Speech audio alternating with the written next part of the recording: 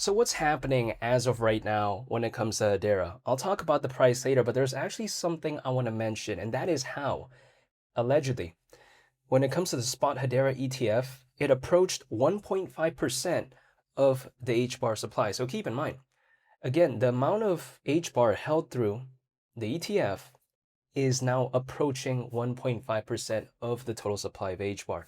And even though nothing I say is financial advice, and even though I'm not telling anyone to do anything, this is just my personal opinion, my perspective.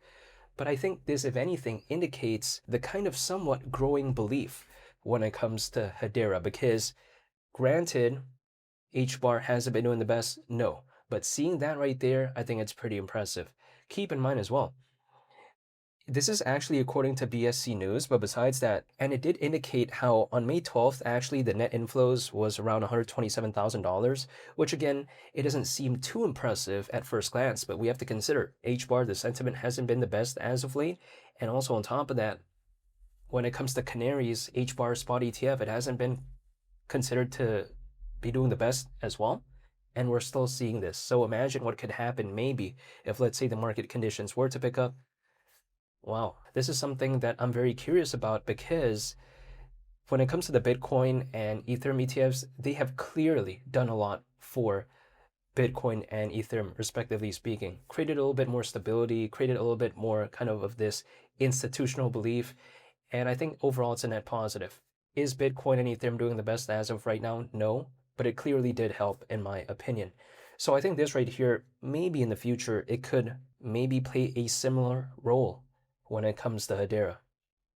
And if that was the case, I'd be very happy. Now, also on top of that, keep in mind, allegedly, when it comes to Canary's HBAR ETF, it hasn't seen a single day of net outflows ever since launching back in October of 2025. So keep in mind, a lot of other ETFs out there, we've seen a lot of net outflows as of late, which is completely fine because the market hasn't been doing the best. So it's understandable. But when it comes to HBAR, not a single net outflow ever since October of 2025, basically ever since it launched. Kind of impressive in my opinion. Again, we don't really see that, but what do I think is a major cause of something like this? I think first of all, people might be taking a look at Hedera's fundamentals. Hedera Hashgraph, it doesn't use traditional blockchain technology. It uses something called a directed acyclic graph. So just straight off the bat, it's completely different than a lot of other projects out there that we know of today. Not to mention, Hedera's governing council, we see something like Google, for instance. So of course, that's really massive. And not to mention, McLaren recently joined the Hedera council. We saw FedEx join the Hedera council. We see Mondelez, one of their brands is Oreo, by the way. So when I take a look at that right there, maybe that's why some people have been even acquiring HBAR through the ETF despite the market conditions not doing the best. But people sometimes like to ask me, well, if the market conditions are not doing so good, why would people even acquire this anyways? Just based off pure fundamentals, they say it doesn't make sense.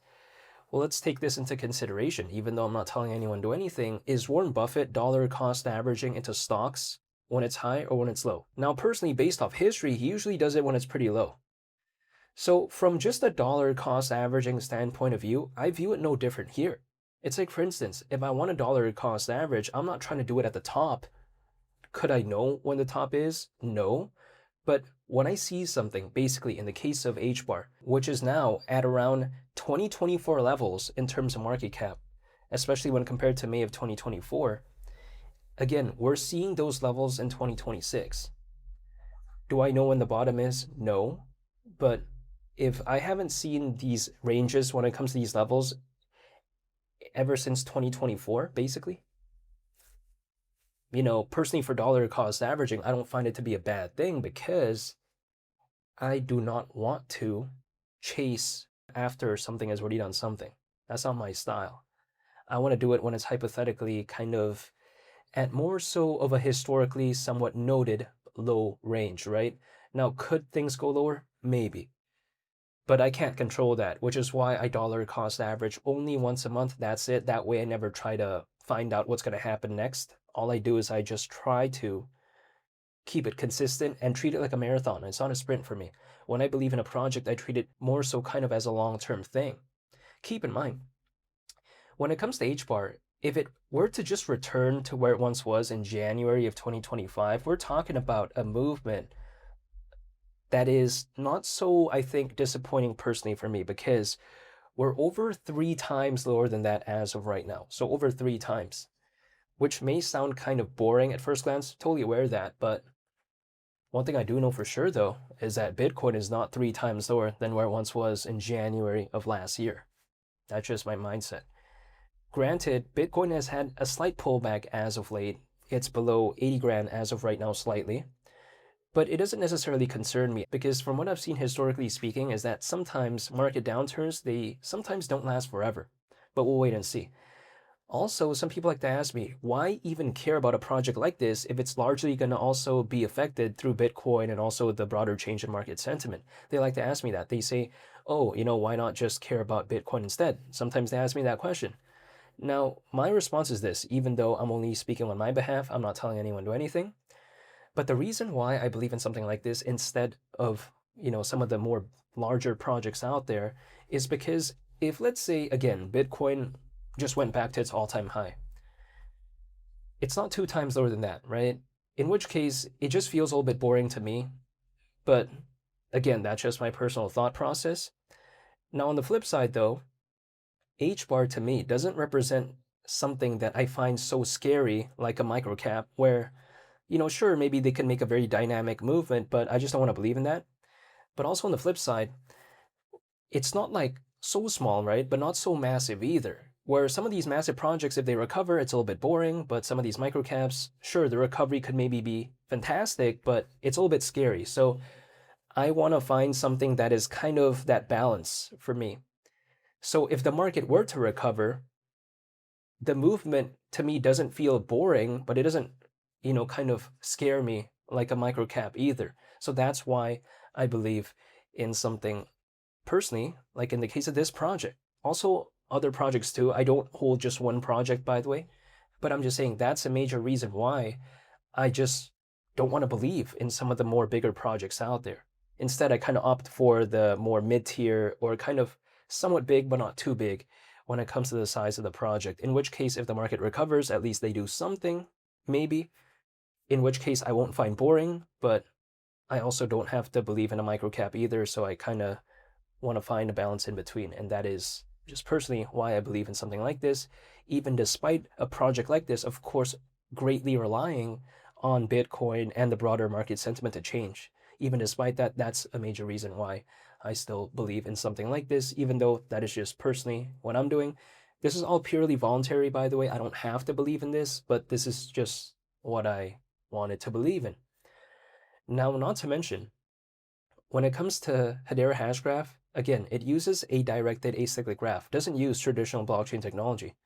What that means is that it kind of gives it a unique advantage, in which case that's actually a proposition for, I think, some enterprises out there to care about this. Because if, let's say, a project, right? Let's say the team of it, they try to pitch their project to a certain enterprise. The other one tries to pitch their project to a certain enterprise. Sometimes these enterprises, they get a little bit confused because they're like, okay, this one's using traditional blockchain technology, so is this one. Then they're like, okay, what's really the difference? Now, I'm sure there are slight differences, but it just could get confusing quick, right? Because there's just so many variations of basically somewhat of the same thing. But when it comes to a directed acyclic graph, because it's so different, it just automatically sets it apart. And keep in mind, a directed acyclic graph is often noted for its energy consumption, its energy savings, basically. In which case, it does matter a lot, especially as of right now when it comes to the case of AI, because we do know that AI allegedly does use a lot of energy. So that could be a unique selling point, basically, for something like a directed acyclic graph, which some of these other projects out there that do use traditional blockchain technology, maybe they don't have that unique selling point. So that's what I like about it. Now, has Hedera seen the best of the best AI adoption? No. But moving forward, we never truly know, right? Sometimes we only know something after it's already happened. But to me, I don't want to wait for something like that personally, even though I'm not telling anyone to do anything. And I kind of view Hedera as of right now, sort of like Jeff Bezos 35 years ago. Why do I think about it that way? Because let's rewind the clock a little bit, right? 35 years ago, who's talking about Jeff Bezos? You know what I mean?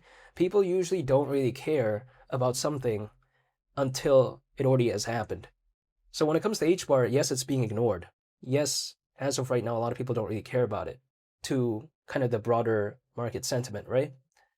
But I don't want to wait for it to be known before I care about it because then all the stuff has already happened, right? Caring about Jeff Bezos as of right now is very easy.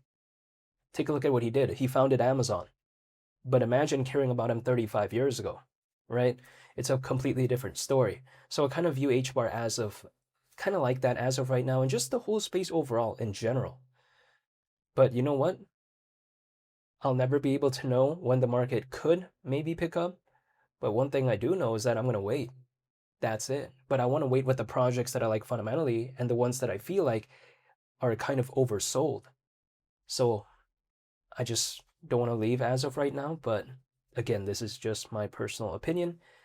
However, I want to say thank you for watching. I greatly appreciate it. I'll be sure to make more updates moving forward when it comes to Hedera, but I just thought it was really cool seeing how basically the spot Hedera ETF approached 1.5% of the HBAR supply. I just thought it was really awesome. However, I want to say again, thank you for watching, and I hope you all have a very nice day. It's been Lee the Captain. I'm out. Peace. Bye.